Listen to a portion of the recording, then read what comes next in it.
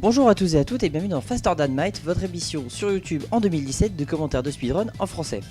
Donc cette vidéo est l'épisode 0 on va dire, parce que je ne commenterai pas de speedrun dans cet épisode, mais je vais simplement vous parler de la chaîne, vous parler un petit peu de speedrun et de ses objectifs et de pourquoi elle existe tout simplement. En fait il y a quelques années j'étais très intéressé par le speedrun et je regardais notamment les vidéos et les chroniques de jeuxvideo.com et de speed game de Cœur de Vandal et Realmiop sur jeuxvideo.com et sur YouTube. Quand il y a quelques années ils ont disparu, du coup je regardais moins de speedrun et des youtubeurs comme Lopoc récemment m'ont fait réintéresser au speedrun et ça m'a fait quand même me dire que il manquait en France de réelles chaînes de speedrun et de vecteurs tout simplement pour parler de speedrun en français. Puisque aujourd'hui si vous allez sur des sites comme speedrun.com où j'irai chercher mes vidéos pour les futurs épisodes, vous trouvez des vidéos très souvent en anglais sans le moindre commentaire qui vous explique qu'est-ce qui se passe en fait. Et c'est l'objectif de cette chaîne, ça va être d'aller chercher des vidéos, de faire toute la recherche en amont pour vous expliquer qu'est-ce qui se passe et vous faire comprendre ce que vous allez voir et ce qui va se passer pendant le speedrun en fait. Et pour tout simplement reparler de speedrun en France, puisque je trouve que ça manque vraiment aujourd'hui. Pour vous parler un petit peu de speedrun pour ceux qui connaissent pas, donc le speedrun c'est le fait de finir un jeu le plus rapidement possible, plus simplement d'atteindre les crédits le plus rapidement possible, ce qui fait des runs des fois en 1 minute 30 où le jeu est complètement cassé et qui est pas très intéressante d'ailleurs. Dans un premier temps j'essaierai de vous commenter des runs assez courtes d'une demi-heure maximum pour pas faire des vidéos trop longues. Peut-être plus tard on fera des runs d'une heure et demie ou plus, puisqu'il existe des runs des fois qui durent 10 heures. Ça c'est très dur à commenter mais pourquoi pas. Je vais vous parler peut-être de quelques termes assez généraux sur le speedrun etc. puisque je risque de m'en servir et de pas forcément vous les expliquer dans les futures émissions. Donc tout d'abord la différence entre les différents genres de speedrun. Donc on a le speedrun single segment où on lance le jeu, on fait la run et on essaye d'aller au crédit le plus vite possible. Le multi-segment qui est le fait de découper son speedrun en plusieurs parties, c'est à dire qu'on va faire par exemple un premier niveau d'un jeu, s'arrêter, tourner plus tard le prochain niveau et mettre bout à bout pour faire une run. Ça fait généralement des temps plus rapides qu'en single segment, puisque il est plus facile de faire un bon temps sur un petit bout de jeu que sur le jeu en entier. Et enfin ce que je vous commenterai peut-être plus tard, c'est les tool assisted speedrun, donc qui est le fait de faire un speedrun avec l'aide d'outils informatiques qui permettent en fait tout simplement de dépasser les limites on va dire physiques d'un être humain pour faire plusieurs inputs par la même frame, faire des gros skips, faire des OB complètement abusés, arriver sur des boss et leur faire des DPS monstrueux. Je suis en train de vous envoyer plusieurs termes comme ça, mais peut-être détailler un petit peu ces termes pour que vous puissiez comprendre autant la phrase que je viens de dire que ceux que j'utiliserai dans les prochains épisodes. Donc dans les speedruns, ce que vous verrez régulièrement, c'est l'utilisation des frames et des pixels de manière optimale. Donc le pixel étant la plus petite unité d'espace dans un jeu vidéo, la frame étant la plus petite unité de temps dans un jeu vidéo. Je vous ai également parlé d'OB, donc l'OB, l'out of bounds, c'est le fait de sortir des limites du jeu. Imaginez vous êtes dans un jeu en couloir où vous êtes censé aller tout droit, il y a des murs de chaque côté. L'OB va vous permettre de sortir de ce couloir et par exemple de passer en parallèle en gros et d'éviter tous les obstacles et d'arriver à la fin de ce couloir. C'est un OB. Un skip, c'est tout simplement le fait de passer une séquence.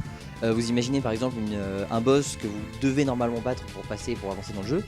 Vous faites une manipulation, un mouvement, quelque chose d'un peu bizarre qui vous permet d'éviter ce boss et donc de faire un skip de séquence. D'autres petites techniques que je peux vous parler, par exemple les take damage to save time. Quand vous voyez un ennemi qui traîne devant vous, plutôt que de le battre tout simplement, vous allez prendre un dégât, le traverser et avancer. C'est une technique de speedrun régulièrement utilisée. Qu'est-ce que je peux vous dire d'autre? Je regarde un petit peu mes notes. Oui, le glitch tout simplement. Le glitch c'est le fait d'utiliser un bug pour réaliser n'importe quoi. Ça peut être un OB, des DPS, enfin faire des dégâts à un boss de manière absolument anormale. Donc vous en verrez très régulièrement des glitches, c'est ce qui permet souvent de casser les jeux.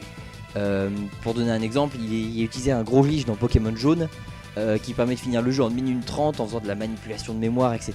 Voilà, le glitch c'est un défaut de programmation qui permet d'exploiter un bug. Et enfin je vais vous expliquer une dernière petite chose qui est la nuance en niveau des temps que vous allez voir, notamment si vous allez sur speedrun.com, donc qui est le site de speedrun on va dire de référence où sont référencés les runs et aussi les forums d'explication des communautés. Il y a une différence qui se fait entre le RTA, le Real Time Attack, et le In-Game Time, donc le temps de jeu. En fait, beaucoup de jeux vous offrent un timer à la fin pour vous dire en combien de temps vous avez fini le jeu. Sauf que ce temps souvent ne prend pas en compte les chargements, des fois ne prend même pas en compte les cinématiques. Alors que c'est ce qui fait la différence, si vous mettez un chronomètre à côté, vous n'aurez pas le même temps sur le chronomètre que ce que vous dit le jeu. Donc ça dépend des fois, souvent sur speedrun.com les deux temps sont affichés, mais il est important de faire cette différence là pour certaines runs, vous verrez, ce sera nécessaire. Donc pour vous parler de la chaîne en elle-même, directement en suite de cette vidéo, dans les jours à venir, vous allez avoir les 3 premiers épisodes qui sont pour moi des speedruns, des jeux de référence de speedrun. En fait, c'est les jeux les plus runnés au monde et ceux qui font que le speedrun est ce qu'il est aujourd'hui. Et le 4ème épisode qui sera peut-être un petit peu spécial et qui sera, on va dire, le 4ème pilier fondateur du speedrun, si je peux dire ça comme ça fait un petit peu sectaire, mais voilà. Qui sera un petit peu plus tard, peut-être dans 1 ou 2 semaines, 3 semaines, je sais pas trop. Car j'espère avoir un invité un petit peu spécial pour vous parler de ce jeu.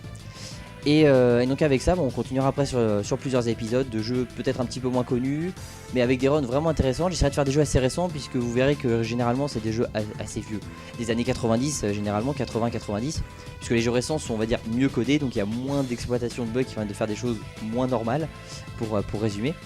Et voilà. Ensuite, j'espère que les vidéos que je vous présenterai vous plairont. N'hésitez pas à les commenter si jamais si je fais des erreurs, je vous le dis à chaque fois, mais c'est important, hein, je commence tout simplement à parler de speedrun, donc je peux faire des erreurs.